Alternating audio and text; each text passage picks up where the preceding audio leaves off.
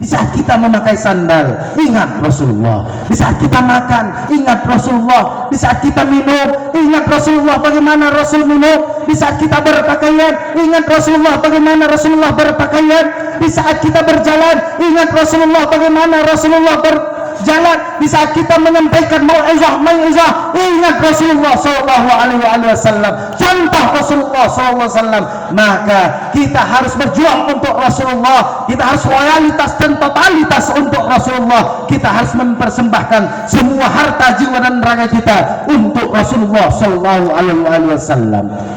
Saudara-saudara hadirinul hadirat yang dimuliakan oleh Allah Subhanahu wa taala, kalaulah andaikan semua harta kita, semua juga jiwa dan raga kita persembahkan untuk Nabi, itu belum ada apa-apanya.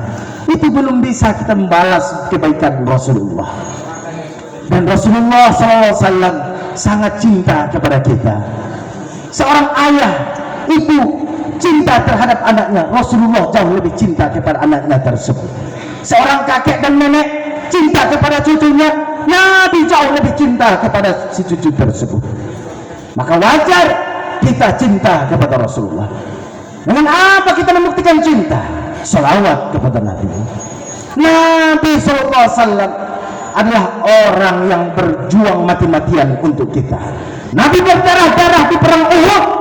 Beliau jatuh ke dalam sebuah sumur yang digali oleh orang-orang munafik, dikelilingi oleh 9 sahabat, dan satu sahabat terakhir memberanikan diri melompat ke bawah pundaknya sebagai anak tangga sampai ke atas. Ternyata gigi geraham beliau sudah patah, pelipis mata beliau sudah berdarah, paha beliau juga sudah berdarah, dan bahkan muka wajah yang mulia yang selalu bersujud di hadapan Allah sudah berdarah-darah. Namun darah itu tidak dibiarkan oleh Nabi menetes satu tetes ke bumi. Kenapa? Karena satu darah mulia tersebut apabila jatuh ke bumi, maka para malaikat tidak akan berhenti, malaikat tidak akan tega, malaikat akan menjungkir balikkan musuh-musuhnya Nabi SAW, menimpakan gunung Uhud kepada musuh-musuhnya.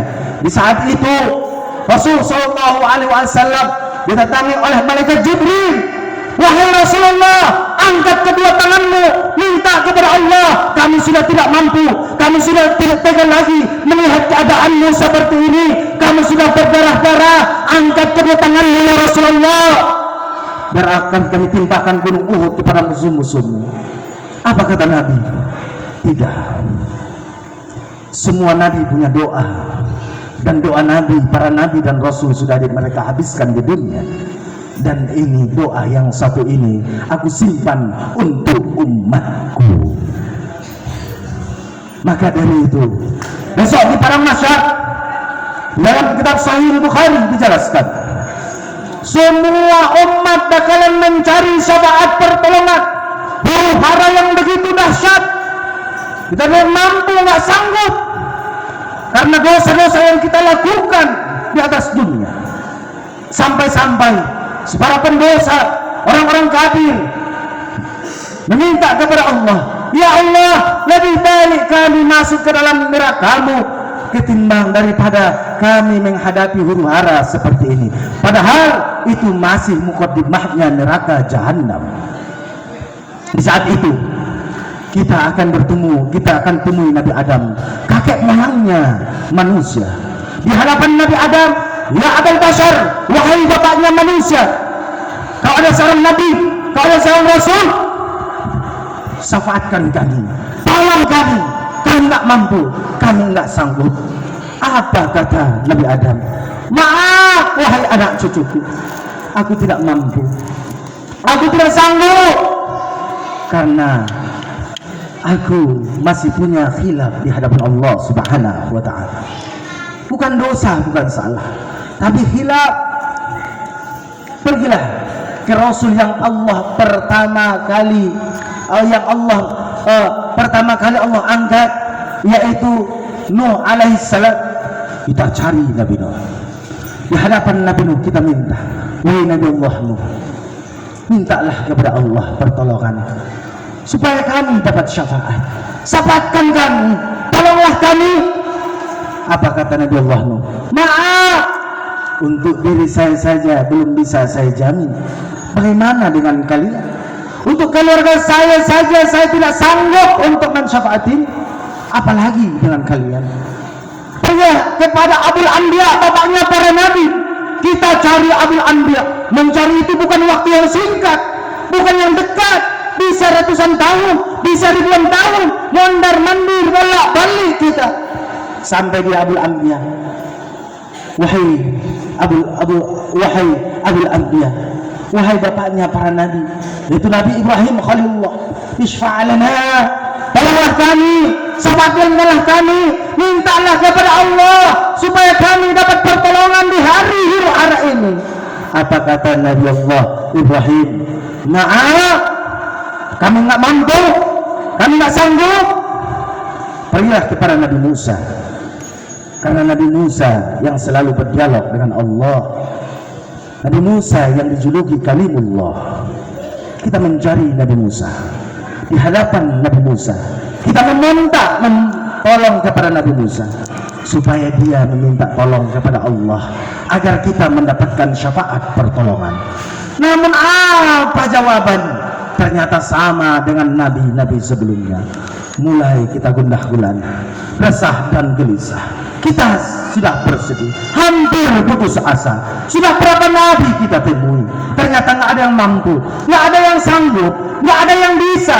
Huru-hara semakin dahsyat. Kita meminta saran kepada Nabi Allah Musa. Beliau menyarankan, pergilah ke Nabi Isa. Kita cari Nabi Isa. Dapat Nabi Isa, di hadapan Nabi Isa kita minta pertolongan kepada Nabi Isa. Apa kata Nabi Isa? Maaf, saya tidak mampu, saya tidak sanggup. Apalagi umat saya mengangkat saya sebagai Tuhan mereka. Saya malu di hadapan Allah. Beliau menyarankan, pergilah kepada Khatamul Anbiya, penutupan para nabi, yaitu Rasulullah Sallallahu Alaihi Wasallam. Kita cari Rasulullah sampai di hadapan Nabi. Apakah jawabannya yang sama? Apakah kita dibuat bersedih, resah, gelisah, gundah gulana? Apakah kita dibuatnya putus asa? Tidak. Begitu luar biasanya Rasulullah. Ya Rasulullah, isfa'lana, tolonglah kami ya Rasulullah. Langsung Rasulullah sujud di saat itu. Padahal itu bukan waktunya sujud lagi. Padahal waktu itu bukan tempat bersujud lagi. Waktu itu tinggal menikmati kenikmatan yang Allah berikan kepada orang-orang saleh, apalagi para nabi dan Rasulullah. Namun Rasulullah tetap masih memikirkan umatnya.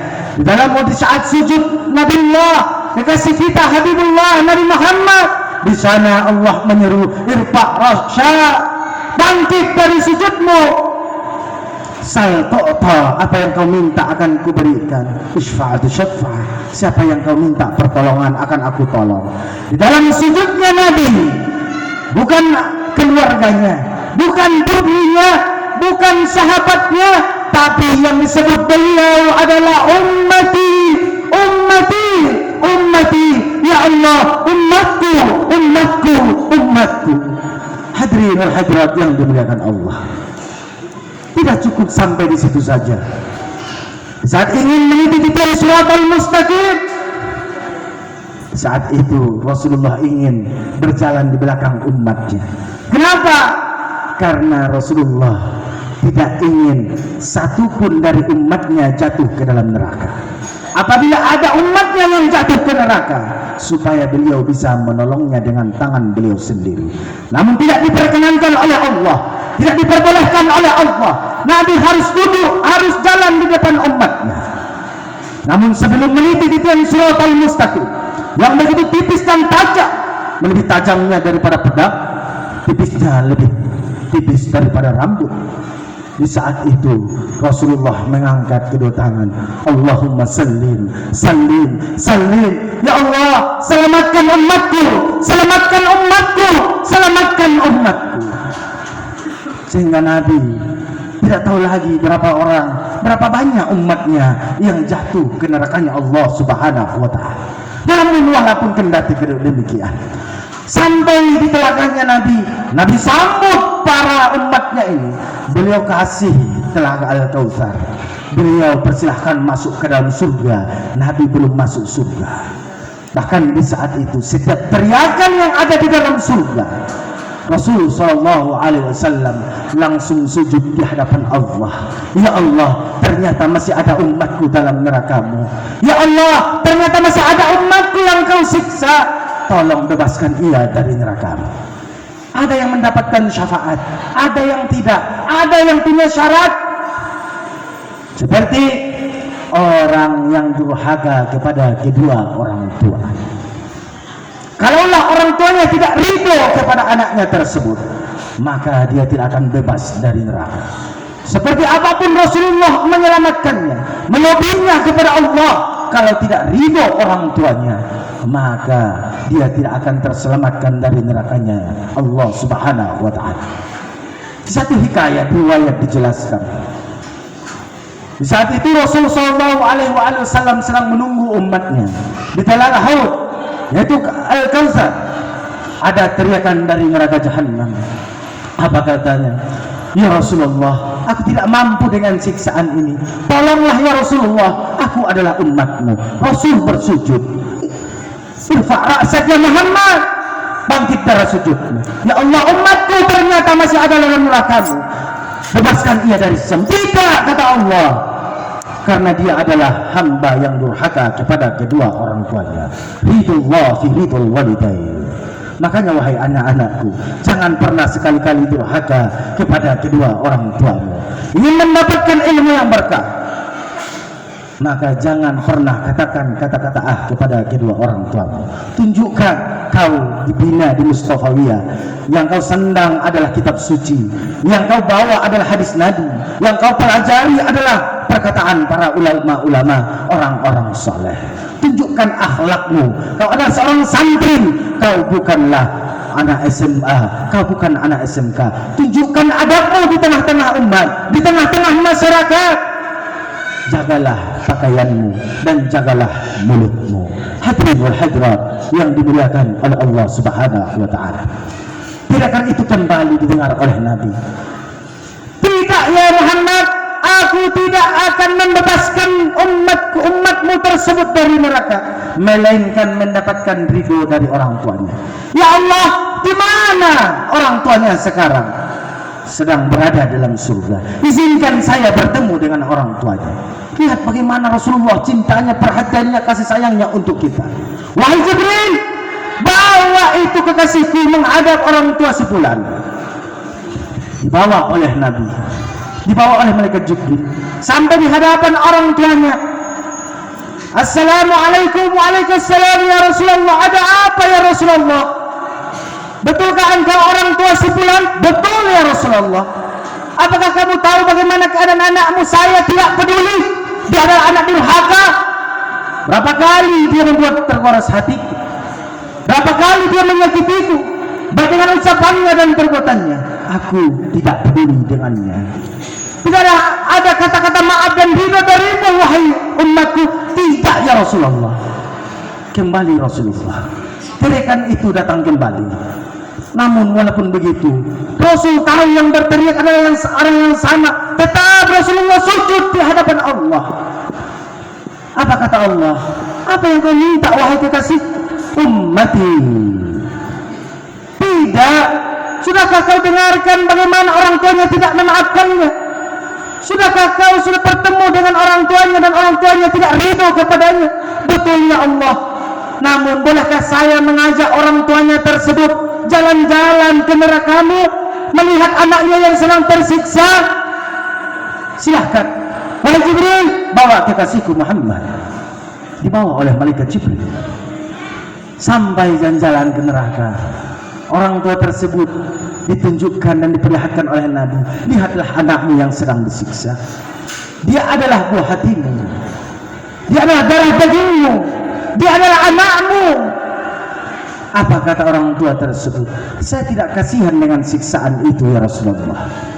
Saya tidak peduli, karena yang ia rasakan mungkin sakit hari ini, tapi jauh lebih sakit di saat ia durhaka kepada saya. Namun karena engkau begitu luar biasa perhatiannya untuk anakku, ini pun aku sudah ridho kepadanya. Tapi itu karena engkau ya Rasulullah. Rasulullah senang, Rasulullah bahagia, Rasulullah gembira. Rasulullah kembali dan sujud di hadapan Allah. Ya Rabb, sudah engkau adalah yang maha mendengar dan mendengarkan apa kata hambamu. Engkau maha mengetahui dan engkau mengetahui apa yang diucapkan oleh hambamu.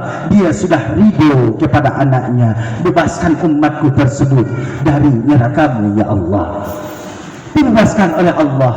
Walaupun sudah hitam legam mukanya, sudah penuh dengan siksaan terhadap anak tersebut, namun Rasulullah pandang itu maksiatnya, nggak pandang kedurhakaannya. Yang beliau pandang dia adalah masih umatnya Nabi.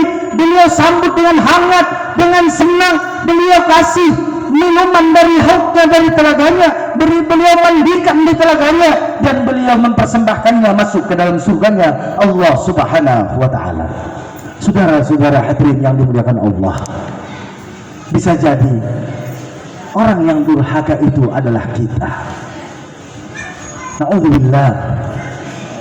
Karena apalagi ini akhir zaman yang sangat luar biasa dahsyatnya. Banyak cobaan, banyak tantangan, banyak rintangan. Tidak lagi sama seperti dulu. Orang tua cukup sekali melarang, anaknya sudah nurut. Hari ini berkali-kali orang tuanya melarang, susahnya minta ampun, dia nggak mau peduli, nggak dengar. Kenapa? Bisa jadi karena orang tuanya memberikan makanan dari yang haram. Bisa jadi orang tuanya nggak peduli dengan pendidikannya. Bisa jadi orang tuanya memberikan yang tidak benar kepada anaknya, termasuk adalah handphone. Makanya di Ma'had Mustafawiyah dilarang keras membawa handphone yang memiliki memori, apalagi itu adalah Android. Untuk orang tua, mohon kepada orang tua, jangan berikan kepada anakmu. Kenapa? Karena itu jauh lebih berbahaya daripada narkoba. Hari ini susah mereka belajar, susah mereka menghafal. Mereka sering membuka handphonenya, bukan lagi kitab, bukan lagi Quran, bukan lagi pelajaran mereka yang mereka ingat. Yang mereka buka entah apa saja. Dan mohon kepada orang tua, kami titipkan kembali selama 2 minggu kepada orang tuanya. Mohon jagalah mereka dan arahkanlah mereka, karena mereka adalah penerusmu di esok hari. Mereka adalah kebanggaanmu di esok hari, karena doa mereka lah yang kau tunggu di saat engkau berbaring di dalam liang lahatmu. Di saat itu gelapnya minta ampun. Bisa jadi kala jengking dan ular datang menemanimu.